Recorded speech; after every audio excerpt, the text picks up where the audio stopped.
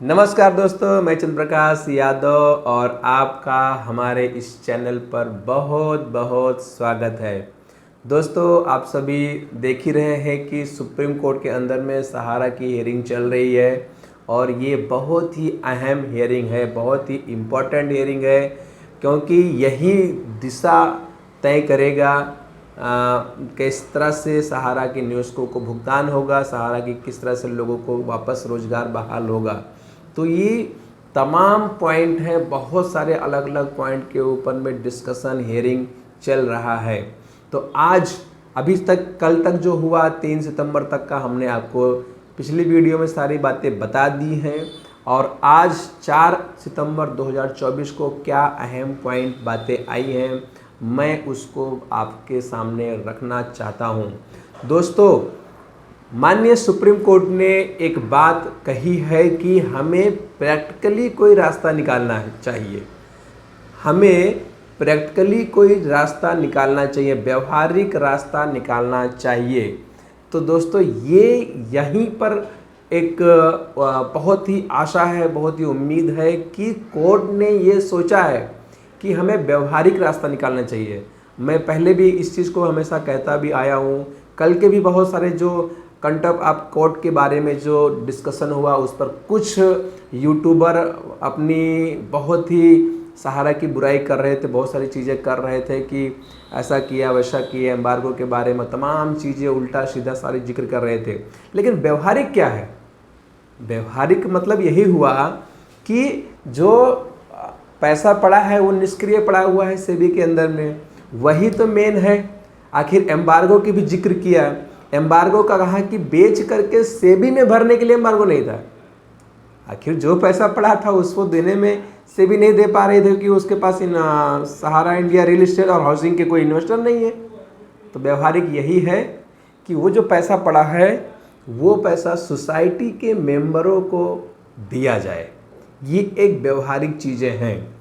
तो हमें लगता है कोर्ट अब धीरे धीरे, आप देखिए सारा चीज़ आपको हमें लगता है कल तक बहुत ही पिक्चर क्लियर हो जाएगी और व्यवहारिकता के साथ पर कोर्ट ने खुद सामने इस बात को बोला है कि निवेशकों का भुगतान किसी भी कंडीशन में होना चाहिए और व्यवहारिक रास्ता निकालना चाहिए, प्रैक्टिकली कोई रास्ता निकालना चाहिए। तो प्रैक्टिकली जो रास्ता निकलेगा वो यही है कि वो जो पैसा होल्ड हुआ है वही पूरा जड़ है, पूरी समस्या का जो जड़ है, तमाम तरीके के विवाद पैदा हुए, चाहे इनकम टैक्स के विवाद हुए, चाहे ईडी के हुए, जितने भी समस्याएं पैदा हुई हैं वही फंड ब्लॉकेज का वजह से हुआ। अगर फंड होल्ड नहीं हुआ होता तो ये समस्या इतनी बड़ी नहीं हुई होती, सारा चीज़ चल ही रहा था बाकायदे। तो उम्मीद करते हैं कि कल सुप्रीम कोर्ट के अंदर में इसके ऊपर डिस्कशन हो जाएगा। दूसरी चीज़, एक बात और बात करते हैं कि बहुत सारे लोग कह रहे थे कि पैसा क्यों नहीं भरा सेबी के अंदर में, 25,000 करोड़ रुपया पूरा करना चाहिए था, 24,000-25,000 करोड़ रुपया जो देना था वो पूरा करना चाहिए था। लेकिन आप विचार करिए, अगर सेबी को पैसा चाहिए ही था तो उसमें से 5,000 करोड़ रुपया सीआरसीएस को क्यों दिया? अगर उसको कम पड़ रहा था तो सीआरसीएस को क्यों दिया? पॉइंट ये भी एक चीज़ें हैं। दूसरा पॉइंट, सेबी ने अंतिम रिपोर्ट अपना दे दिया है, फाइनल रिपोर्ट सबमिट कर दिया है कि हमारे पास कब कोई उसमें उस स्कीम के तहत सहारा इंडिया रियल एस्टेट और सहारा हाउसिंग के अंदर के में कोई इन्वेस्टर नहीं है जिसका पेमेंट हमारे पास कोई क्लेम नहीं किया है भी नहीं, किसी का बाकी ही नहीं है उसके अंदर में, तो क्लेम कहाँ करेगा? पेमेंट ड्यूज जो बाकी है वो बाकी है सहारा की सोसाइटियों के मेंबर का, सहारा के सोसाइटियों के कस्टमर का।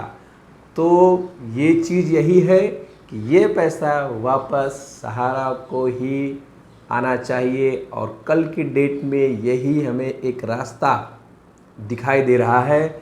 और माननीय सुप्रीम कोर्ट जनहिताय लोक हिताय के मद्देनज़र रखते हुए, 13 करोड़ के निवेशकों का ध्यान में रखते हुए, 12 से 15 लाख लोगों के रोजगार के विषय में सोचते हुए जो प्रैक्टिकली रास्ता निकालने की बात किया है वो हमें लगता है कल पॉइंट आना चाहिए और कल एक अच्छी खबर आए यही प्रार्थना करता हूँ, क्योंकि यही सही है। न्याय आखिर उनके साथ उन्होंने क्या गुनाह किया है, जिन्होंने यहाँ 30 साल, 35 साल, 40 साल, 45 साल काम किया है, उनका क्या फॉल्ट है?